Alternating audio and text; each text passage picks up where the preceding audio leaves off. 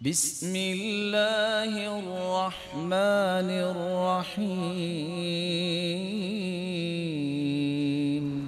انسان 83 سال 4 مہینے عبادت کرتا رہے، لیکن اگر اس کے مقابلے میں اسے ایک رات لیلۃ القدر کی مل جائے تو 83 سال 4 مہینے کی عبادت سے بھی زیادہ اجر و ثواب ملے گا۔ یہ لیلۃ القدر کا امتیاز ہے نا، ہر رات میں تو ایسا نہیں ہوتا۔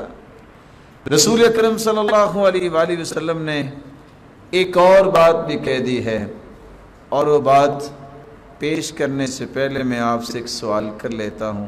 کچھ چاہتا ہے کہ لیلۃ القدر جتنا اسے ثواب مل جائے؟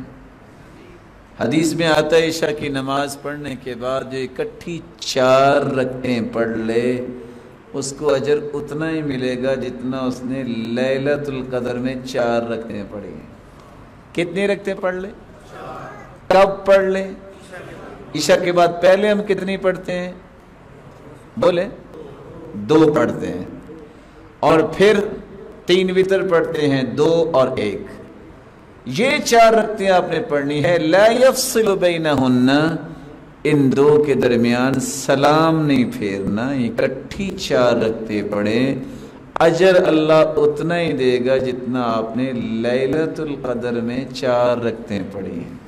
ہم وہ اجر لے سکتے ہیں، تو انشاءاللہ آج ساتھی پڑھیں گے نا یہ 4 رکعتیں، کبھی تو یہ شوق پورا کرنا چاہیے۔